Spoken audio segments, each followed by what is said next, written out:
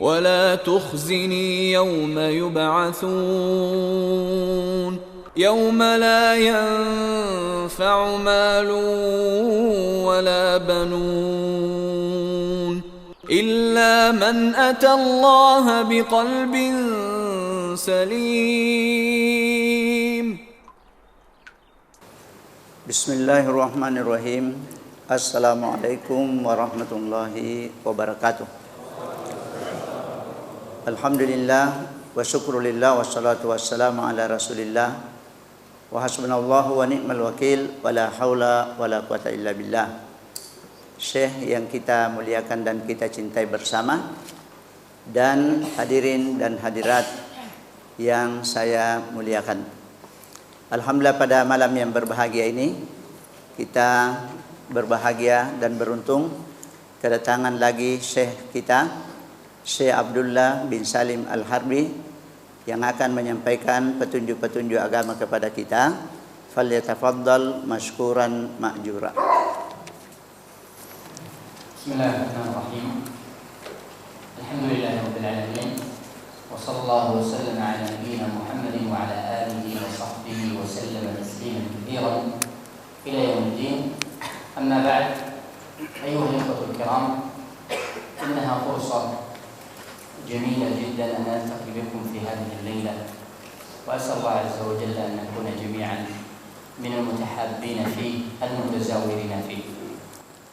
Para jemaah sekalian, beliau mengatakan sesudah memuji kepada Allah Subhanahu wa taala, membaca selawat kepada Rasulullah sallallahu alaihi wasallam, beliau mengatakan bahwa sungguh malam ini adalah malam yang sangat berbahagia, di mana kita bertemu. Mudah-mudahan Allah Subhanahu wa taala mencatat kita sebagai orang-orang yang saling mencintai karena Allah dan saling berziarah karena Allah Subhanahu wa taala.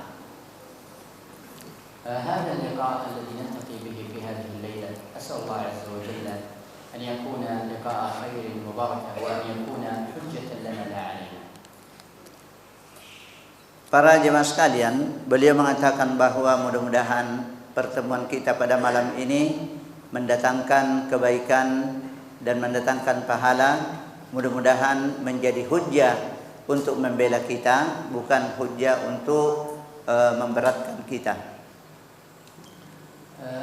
أيها الأخوة الكرام، قلب الإنسان بصلاحه تصلح دنيا الإنسان وآخرته. Para jemaah sekalian, hati manusia inilah yang menentukan apakah dia bahagia di dunia atau di akhirat. وإذا فسد هذا القلب يكون هلاكه في الدنيا وفي الآخرة. Kalau hati ini atau jiwa ini rusak, maka kerusakan akan menimpa kita di dunia dan di akhirat. النبي صلى الله عليه وسلم بين لنا هذا. Nabi sallallahu alaihi wasallam menjelaskan hal ini kepada kita. قال عليه الصلاة والسلام. Rasulullah sallallahu alaihi wasallam bersabda, ألا وإن في الجسد مضغة. ketahuilah bahwa dalam tubuh manusia ada segumpal daging. إذا صلحت صلح الجسد كله. Kalau daging itu bagus, maka baguslah manusia itu seluruhnya. وإذا فسدت هذه المضغة فسد الجسد كله. Dan kalau daging ini rusak, maka rusaklah manusia itu seluruhnya. ألا وهي القلب. Ketahuilah bahwa dia adalah al-qalbu, hati. هناك مرض أيها الأخوة. Ada penyakit para jemaah. هذا المرض يصيب الناس سواء كانوا أفرادا أو مجتمعات. Penyakit ini kadang-kadang menimpa manusia secara pribadi atau secara berkelompok. وهذا المرض يقضي على كثير من الناس. Dan penyakit ini banyak menjadikan kebinasaan atau kematian bagi manusia. يقتلهم وهم لا يشعرون. Penyakit ini membunuh mereka sementara mereka tidak sadar. بل ربما يطول عمره. Bahkan boleh jadi umurnya panjang. ويعيش سنوات طويلة. Dan dia hidup dalam tahun-tahun yang banyak. وتكون هذه السنوات الطويلة خسارة عليه. Padahal umur yang panjang ini, tahun yang banyak ini ternyata menjadi kerugian bagi manusia itu sendiri. فتزيده هذه السنوات سوء عمل. Malahan dengan bertambah umurnya maka amalnya tambah buruk. وبعدها ماذا يصبح؟ Dan sesudah itu apa yang terjadi? يصبح من أشد الناس خسارة. Menjadilah dia manusia yang paling merugi. هذا المرض أتعلمون ما هو؟ Tahukah Anda penyakit ini? إنه الغفلة. Sesungguhnya penyakit ini adalah ghaflah, kelalaian. الغفلة ما هي هذه الغفلة؟ Ghaflah, kelalaian, apa itu kelalaian? حينما يغفل يبعد عن المهمة التي خلق من أجلها. Kalau seseorang itu lalai, maka dia melupakan apa tujuan hidupnya, untuk apa dia dijadikan oleh Allah Subhanahu wa taala. هو خلق للعبادة فينسى ذلك. Allah menciptakan dia untuk beribadah, tapi dia lupa beribadah. ينسى أنه سيذهب إلى الدار الآخرة. Dia lupa bahwa dia akan ke akhirat. يغفل عن النهاية. Dia lupa apa akhir daripada kehidupannya ini. تغريه الحياة الدنيا. Dia dipengaruhi oleh kehidupan dunia ini. الملهيات كثيرة والصوارف كثيرة. Banyak sekali hiburan-hiburan, banyak sekali yang mengalihkan perhatian kita. ثم يعيش سنوات ويذهب عمره وهو لا يدري. Lalu dia hidup sekian tahun dan habis umurnya dia tidak tahu untuk apa dia hidup. ثم يكبر سنه ويموت على غفلته. Maka meninggallah dia, meninggal atas kelalaiannya itu. وإذا جاء يوم القيامة ما مقدار الحسنات التي عنده؟ Dan apabila sampai di hari kemudian, kebaikan apa yang dia sudah kerjakan? ولذلك يكون مليء بالسيئات نسأل الله السلامة. Oleh karena itu, karena dia lalai, maka amalnya itu dipenuhi dengan keburukan dan kejahatan. وصدق الله عز وجل حيث قال. Maka benarlah firman Allah, ألهاكم التكاثر. Alhaqmut takatsur. Kamu dilalaikan oleh sifat bermegah-megah sehingga kamu ke kuburan. أنتم تكاثرون تزيدون الأموال وتزيدون الأولاد وتزيدون الملك ونسيتم أمر الآخرة.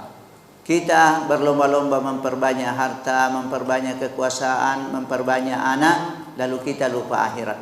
حتى زرتم المقابر أي حتى وضعتم في قبوركم. Sehingga kamu mengunjungi kuburan, maksudnya kamu dimasukkan ke dalam kuburan. بسبب الغفلة.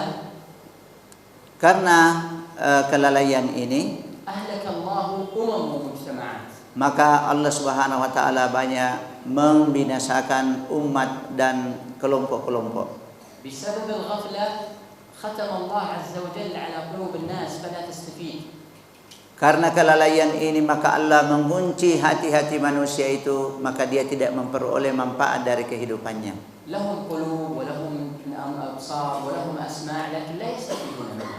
Ada hatinya, ada pendengarannya, ada penglihatannya, tapi dia tidak memperoleh manfaat daripadanya. بسبب الغفلة أغلقت أبواب خير وفتحت أبواب شر. Karena kelalaian ini, maka tertutup baginya pintu-pintu kebaikan dan yang terbuka adalah pintu-pintu kejahatan. بسبب الغفلة يفرط كثير من الناس فيما ينفعهم. Karena kelalaian ini, maka manusia melalaikan apa yang bermanfaat bagi dirinya. ثم يندمون بعد ذلك فيتحسرون. Kemudian dia akan menyesal sesudah itu. يأتي الرجل عمره 40 سنة. Ada seseorang umurnya 40 tahun, قد فرط فيها في حياته. lalu dia menyia-nyiakan umur itu. ثم يرجع إلى الله تجده يتحسر لأنه فرط غفل بتلك. Lalu dia kembali kepada Allah dalam penyesalan yang sangat karena telah melalaikan umur yang panjang ini. إذن الغفلة مرض خطير لا بد أن نتعرف عليه. Oleh karena itu, ghaflah, kelalaian ini adalah penyakit yang berbahaya. Kita harus mengenal penyakit yang sangat berbahaya ini. والله عز وجل أمرنا بأمر. Allah Subhanahu wa taala memerintahkan kita kepada satu perintah. فقال سبحانه واصبر نفسك مع الذين يدعون ربهم بالغداة والعشي. Di mana Allah Subhanahu wa taala mengatakan wasbir nafsaka.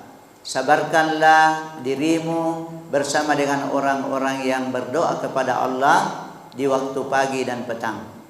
يدعون ربهم بالغداة والعشي يعبدونه من أجل الإخلاص يريدون وجهه. Mereka menyembah kepada Allah di waktu pagi dan petang, ialah mereka mengharapkan dan menyembah dengan keikhlasan kepada Allah. ولا تعد عيناك عنهم أي لا تترك هؤلاء الذين يذكرون الله. Jangan kamu membiarkan mereka, jangan kamu meninggalkan orang-orang yang seperti ini. ولا تعد عيناك عنهم تريد زينة الحياة الدنيا لا تتركهم وتذهب إلى متاع الحياة الدنيا. Jangan engkau meninggalkan mereka karena ingin memperoleh keuntungan dunia. ثم قال الله ولا تطع من أغفلنا قلبه عن ذكرنا. Kemudian Allah berfirman, dan janganlah engkau mentaati orang-orang yang kami jadikan hati mereka itu lalai dari mengingat kami. هذا الذي أصيب بالغفلة قال الله عنه واتبع هواه أي هواه وما تريده نفسه هي التي تتحكم به. Di mana orang yang seperti ini selalu mengikuti hawa nafsunya.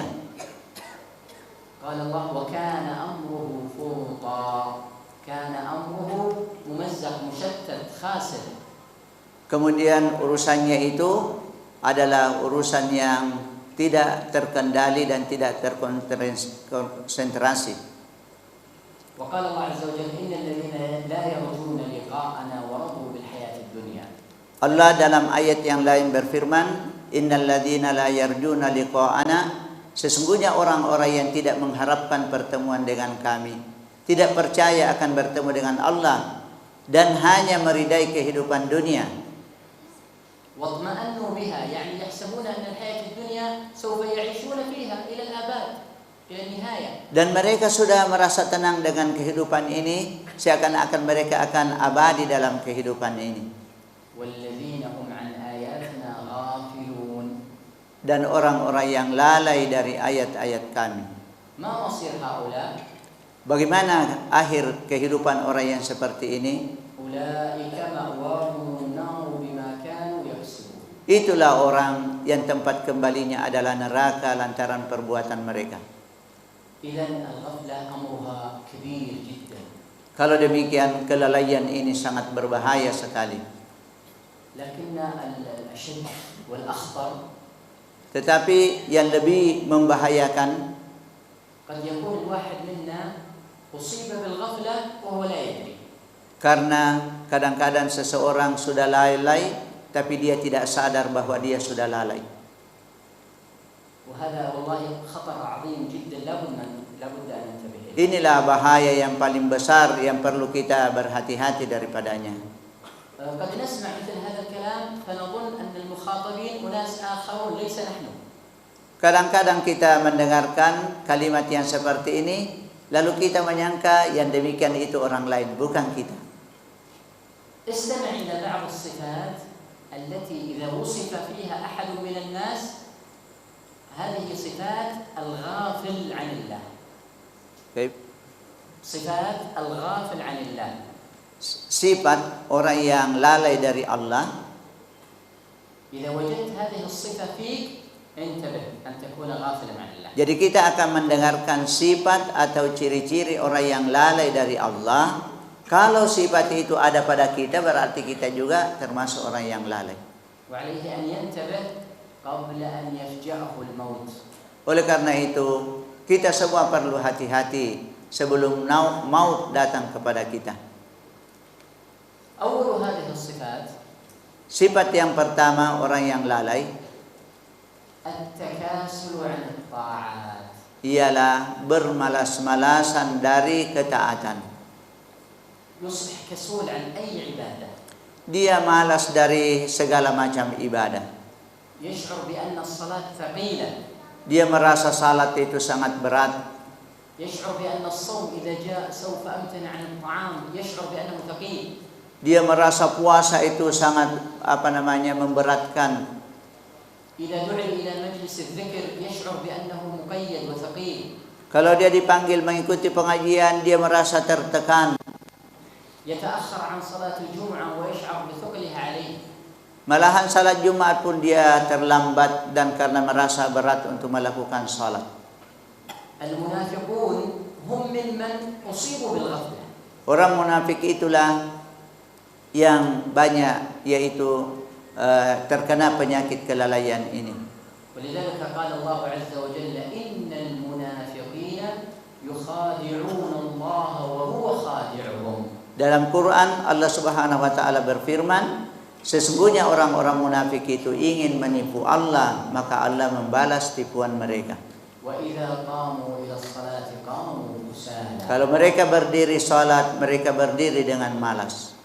يقومون إلى الصلاة في كسل وثقل. Mereka berdiri salat tapi merasa berat, merasa malas. العلامة الثانية من علامات الذين أصيبوا بالغفلة. Tanda yang kedua orang yang lalai. وهي أخطر من الأولى. Ini lebih berbahaya dari yang pertama. استصغار الذنوب. Ialah memandang enteng dosa. يشعر بأن الذنب الذي يفعله صغير. Dia merasa dosa yang dia lakukan itu kecil saja, ringan saja. يتهاون بهذه الذنوب. Maka dia merasa memandang enteng dosa ini, merasa tidak ada apa-apa. يفعل الذنب ربما سنة سنتين أشهر ولا يشعر أنه يفعل شيء خطأ. Dia sudah melakukan dosa 1 tahun, 2 tahun, beberapa bulan, tapi dia tidak menyadari bahwa dia sudah melakukan dosa. تجده مصر على ذنبه. Dan kita mendapati dia terus-menerus melakukan dosa itu. لا يتوب من هذا الذنب. Dia tidak bertaubat dari dosa ini. يقول ابن مسعود رضي الله تعالى عنه وأرضاه. Berkata Ibnu Mas'ud, semoga Allah meridai beliau, إن المؤمن sesungguhnya orang beriman itu يرى ذنوبه كأنه قاعد تحت جبل. dia kalau melakukan dosa maka dia merasa seakan-akan dia berada di bawah satu gunung yang besar. يخاف أن يقع عليه. Dia khawatir gunung yang besar ini akan menimpa dia. وإن الفاجر Sedangkan orang yang suka melakukan dosa, يرى ذنوبه dia menganggap dosanya itu كذباب مر على أنفه فقال به هكذا. dia menganggap dosanya itu seperti lalat saja yang hinggap di hidungnya, lalu dia halau dengan cara demikian ini. رأيتم كيف المؤمن يشعر بخطر هذا الذنب؟ Apakah Anda melihat betapa orang yang beriman itu sangat takut kepada dosanya? إذا لابد إذا فعلت الذنب لابد أن تدرك خطره. Oleh karena itu, kalau kita melakukan dosa, kita harus paham bagaimana bahayanya dosa itu. بعض السلف كان يذنب الذنب الواحد فيبقى 10 سنوات يترقب أين مغبة أو أين العقوبة التي سيعاقب عليها بسبب هذا الذنب.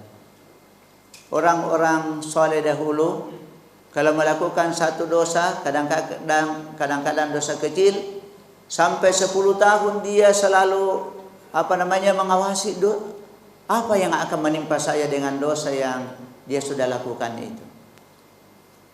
أحد السلف يقول لقد حرمت لذة العبادة عشرات السنين بسبب نظرتها محرمة.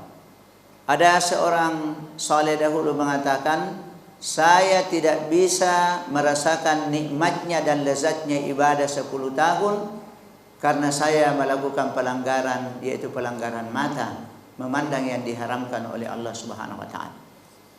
العلامة الثالثة لمن أصيبوا بالغفلة. Tanda yang ketiga orang yang lalai, وهي أشد من السابقتين.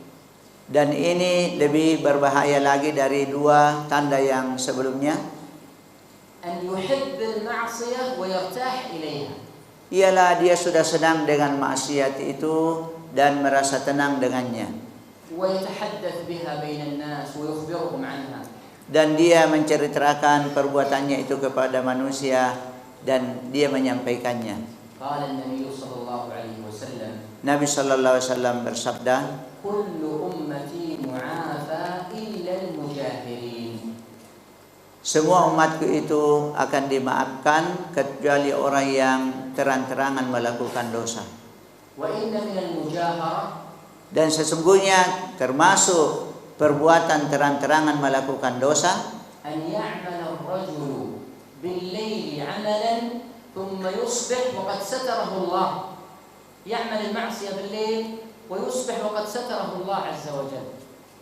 ialah seseorang yang sudah melakukan maksiat pada malam hari dan Allah menutup dia punya perbuatan dosa itu. فإذا أصبح فيقول في الصباح يا فلان عملت البارحة كذا وكذا، يخبر عما فعل هو. Namun meskipun Allah sudah menutup dia punya dosa, ternyata dia sendiri yang menyampaikan kepada orang lain dosanya itu. Dia katakan, wahai fulan, tadi malam saya sudah berbuat yang demikian ini. وقد بات يستره ربه ويصبح يكشف ستر الله عنه. الله عز وجل يستره وهو يكشف هذا الستر. Padahal Allah sudah menutupi dosanya, tapi dia sendiri yang menyingkap atau membuka tutupan Allah atas dosanya itu. إذن هذه بعض العلامات التي تساعدنا في معرفة هل نحن من الغافلين أو لا. Inilah beberapa tanda-tanda yang bisa menolong kita untuk kita menyadari diri kita, apakah kita termasuk orang yang lalai atau tidak termasuk orang yang lalai. علامة الرابعة أقل من سابقاتها. Tanda yang keempat lebih kurang daripada yang ketiga yang sebelumnya. تعلقك بالدنيا. هل أنت ممن يتعلق بالدنيا أو لا؟ Ialah bagaimana kita dengan dunia ini. Apakah kita ini terlalu terpengaruh dengan dunia ini atau tidak? بمعنى إذا فاتك شيء من الدنيا من الأموال أو من المناصب هل أنت تحزن أو لا تحزن؟ Dengan kata lain, andai kata ada sesuatu keuntungan yang tidak kamu peroleh atau ada jabatan yang tidak kamu dapatkan, apakah kamu sangat menyesal atau tidak? إذا حضرت الصلاة التي هي من أمور الآخرة وهناك أمر من أمور الدنيا أيهما تقدم؟ Apabila waktu salat sudah tiba, kemudian ada urusan dunia yang sedang kita hadapi, kira-kira mana yang kita dahulukan? إذا كنت تقدم الصلاة فاعلم أن الخير موجود ولله الحمد والمنة. Apabila kita mendahulukan salat, maka ketahuilah berarti ada kebaikan di dalam hati kita. واسأل الله عز وجل الثبات عليه. Dan berdoalah kepada Allah supaya Allah menjaga hati kita cinta kepada ibadah salat. أما إذا غلبت أمر الدنيا فاعلم أن هناك غفلة. Namun apabila kita meninggalkan salat lalu kita tetap menggeluti urusan kita itu, maka ini menunjukkan bahwa kita ini dalam kelalaian. أيها الأخوة الكرام، هناك بعض الأمور تزيد من الغفلة. Para ikhwah sekalian, ada beberapa hal yang bisa menambah kelalaian kita. وإذا استمر المرء في غفلته دائما لا يذكر الله سبحانه وتعالى يطبع على قلبه. Dan apabila ini berlangsung terus, maka bisa menjadikan Allah Subhanahu wa taala mengunci atas hati-hati kita. فتجده يفعل المعصية وراء المعصية وراء المعصية ويصر عليها حتى يصبح قلبه أسود. Di mana seseorang melakukan maksiat, lalu maksiat lagi, menjadikan hatinya itu semakin hitam. قال الله عز وجل كلا بل ران على قلوبهم ما كانوا يكسبون. Allah berfirman, bahkan Allah telah menutupi hati-hati mereka itu lantaran perbuatan-perbuatan yang mereka lakukan. استمعوا إلى هذه الآية العظيمة. Dengarlah ayat yang agung ini. يقول الله عز وجل اقترب للناس حسابهم وهم في غفلة معرضون. أي أن اقترب للناس، الناس يقتربون من الآخرة وهم معرضون عن أمر الآخرة. Ayat ini mengatakan iqtaraba linnasi hisabuhum. Manusia ini sudah mendekati ajalnya atau kiamat, wa hum fi ghaflatin mu'ridun, namun mereka tetap lalai membelakang dari Allah Subhanahu wa taala. ما يأتيهم من ذكر من ربهم محدث إلا استمعوه وهم يلعبون لاهية قلوبهم. Tidak datang kepada mereka peringatan yang baru dari Tuhan mereka. La ya'ti min dzikrin min rabbihim illa istama'uhu wa hum yal'abun. Melainkan mereka sekedar mendengarnya dengan bermain-main saja. Sudah mendengar peringatan, dia dengar peringatan tapi dia tetap bermain-main dan lalai. Lahiyatan qulubuhum, hati mereka itu lalai. وذكر الله عز وجل عن حال المنافقين. Dan Allah menyebutkan keadaan orang munafik. قال الله ومنهم من يستمع إليك يستمع للنبي صلى الله عليه وسلم. Di antara mereka ada yang mendengar kepadamu wahai Muhammad. حتى إذا خرجوا من عندك. Sehingga apabila mereka keluar dari sisimu, قالوا للذين أوتوا العلم ماذا قال آنفا.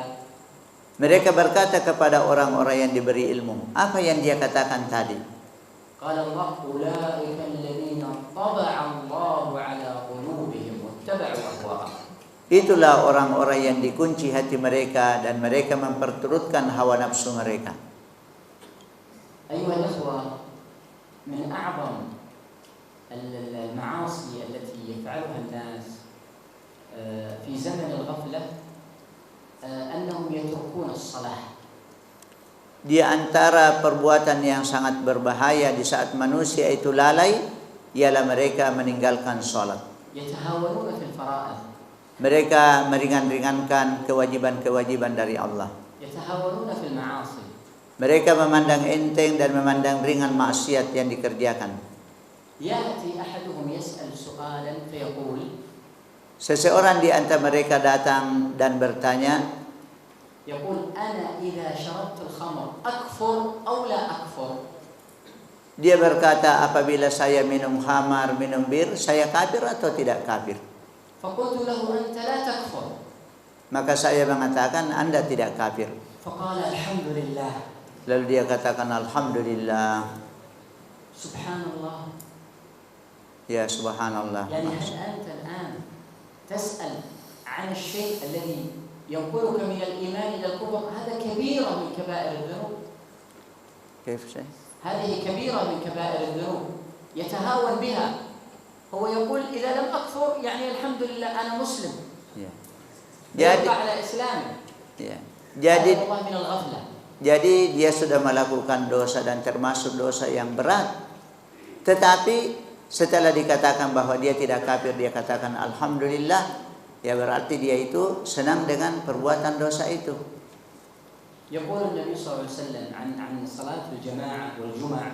يقول النبي صلى الله عليه وسلم لينتهين أقوام عن ودعهم الجمعة والجماعات. يعني لينتهين أقوام، يعني إذا لم ينتهي هؤلاء، إذا لم يستجيبوا لأمر الله وتركهم ودعهم، يعني تركهم الجمع والجماعات. نعم. Nabi Shallallahu Alaihi Wasallam mengatakan harus kaum muslimin itu meninggalkan atau jangan melalaikan Jumat dan jamaah.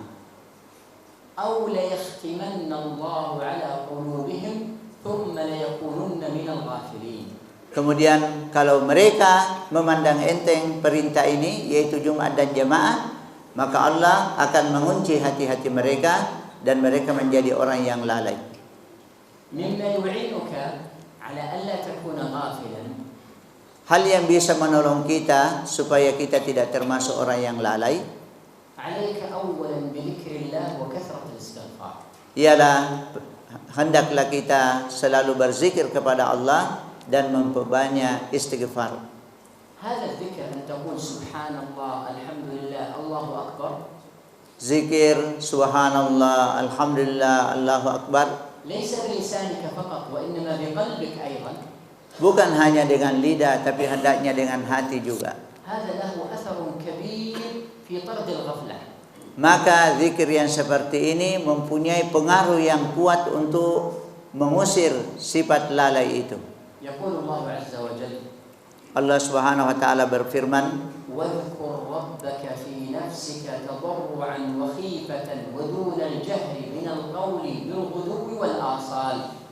ولا تكن من الغافلين. Wadhkur rabbaka fi nafsika. Ingatlah Tuhanmu di dalam hatimu. Tadarruan dengan merendahkan diri, wakhifatan dengan rasa takut, dengan tidak membesarkan suara di waktu pagi dan petang, dan janganlah engkau termasuk orang yang lalai. إذا الذكر منجاة لك من الغفلة. Jadi zikir ini akan menjaga diri kita dari sifat kelalaian. قراءة كتاب الله عز وجل ينجيك من الغفلة. Membaca Al-Quran, kitab Allah, akan menyelamatkan kita dari kelalaian. القرآن هذا شفاء من كل مرض. Quran adalah obat dari setiap penyakit. يا أيها الناس قد جاءتكم موعظة من ربكم وشفاء لما في الصدور. Wahai manusia, telah datang kepada kamu nasihat dari Tuhan kamu dan obat bagi penyakit yang ada di dalam hati. إذا أردت أن تنجو من الغفلة أيضا، Kalau kita ingin selamat dari sifat lalai, عليك بمصاحبة من يذكرون الله ولا تصاحب الغافلين. bersahabatlah dan berteman orang-orang yang suka berzikir kepada Allah, dan janganlah berteman dengan orang-orang yang lalai. كما سمعنا في الآية واصبر نفسك مع الذين يدعون ربهم. Sebagaimana yang disebutkan dalam ayat tadi, sabarkanlah hatimu bersama dengan orang-orang yang selalu berdoa kepada Allah di waktu pagi dan petang. عليك أيضا أن تقوم الليل. قيام الليل سبب من أسباب طرد الغفلة. Termasuk juga upayakanlah kita melakukan salatul lail, karena salatul lail ini akan mengusir kelalaian dari kita. قال النبي صلى الله عليه وسلم Nabi sallallahu alaihi wasallam bersabda, من قام بعشر آيات لم يكتب من الغافلين. barang siapa yang berdiri pada malam hari membaca 10 ayat, maka dia tidak tercatat lagi sebagai orang yang lalai. ومن قام ب100 آية كتب من القانتين. Dan barang siapa pada waktu malam membaca 100 ayat, maka dia tercatat sebagai orang-orang yang taat. ومن قام ب1000 آية كتب من المقنطرين. Dan barang siapa yang membaca 1000 ayat, maka dia termasuk orang yang mempunyai pahala yang begitu besar. وهذا الحديث رواه أبو داود وابن حبان وصححه الألباني. Dan hadis ini diriwayatkan oleh Abu Dawud dan disahkan oleh Nasiruddin Al-Albani. إذن علينا أيها الأخوة أن نحرص دائما على أن نطرد الغفلة من قلوبنا. Oleh karena itu, hendaklah kita selalu berusaha mengusir dan membuang kelalaian itu dari hati kita. وعلينا أن نعلم أننا ما خلقنا إلا لعبادته وسنعود إليه. Ketahuilah, kita tidak diciptakan oleh Allah kecuali untuk beribadah, dan ketahuilah kita semuanya akan kembali kepada Allah Subhanahu wa taala. أسأل الله عز وجل